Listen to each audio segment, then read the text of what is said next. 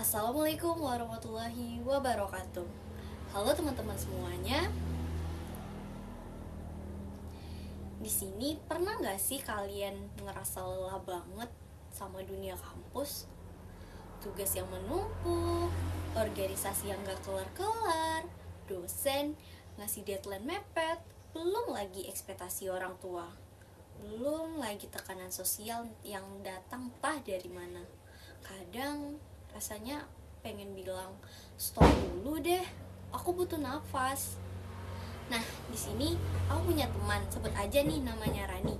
Nah, Rani ini mahasiswa aktif banget, nilainya bagus, sering ikut kepanitiaan, kelihatan bahagia banget, terus aktif lah pokoknya.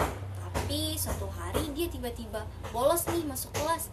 Pas aku tanya, dia cuma bilang, aku capek, bukan karena tugas, tapi karena ngerasa harus selalu sempurna.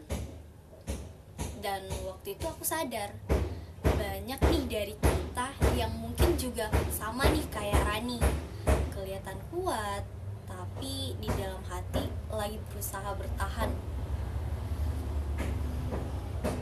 Oh iya, kenalin, aku Priska Wulandari dari Departemen Sosiologi FISIP Universitas Andalas.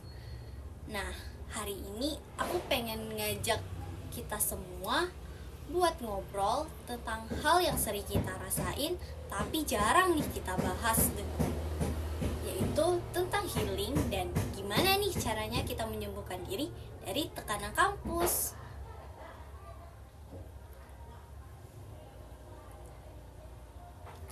Nah, sebagai mahasiswa sosiologi, kita sering bahas soal masyarakat, struktur sosial, dan perubahan sosial. Tapi, pernah nggak sih kita mikir kalau tekanan yang kita alami di kampus juga bagian dari struktur sosial itu sendiri loh? Nah, kita hidup di budaya yang menuntut kita buat terus produktif, aktif, dan terlihat sukses. Sampai kadang kalau kita istirahat sebentar aja, rasanya kayak bersalah banget.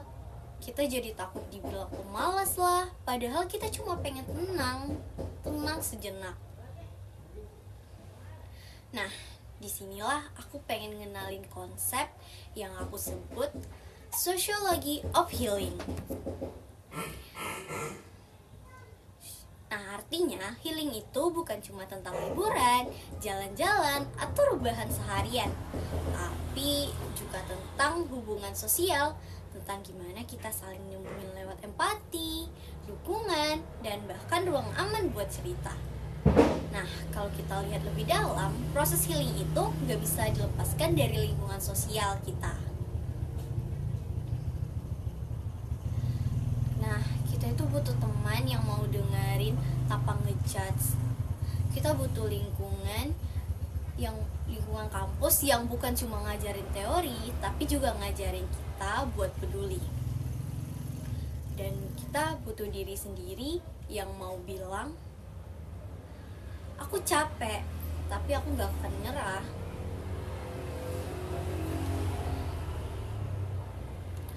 Teman-teman, kuliah itu penting, tapi kesehatan mental juga sama pentingnya.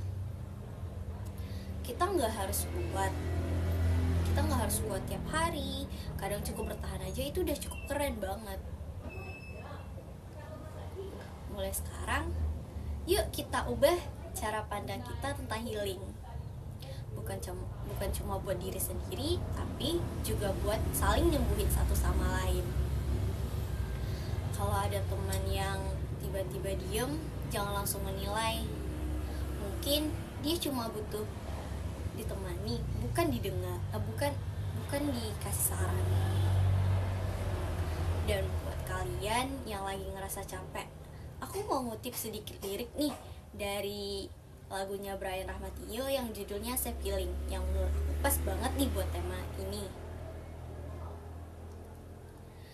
Be yourself for your happy mind. Love yourself for your happy life. In the end, what you need is safe feeling. Nah, lirik itu mengingatkan kita bahwa kunci dari penyembuhan bukan cuma tentang dunia luar, tapi tentang menerima diri kita sendiri apa adanya. Semoga kita semua bisa saling jadi support system, biar healing kita bukan cuma untuk diri sendiri, tapi juga bermanfaat buat orang lain di sekitar kita. Sekian, terima kasih teman-teman. Wassalamualaikum warahmatullahi wabarakatuh.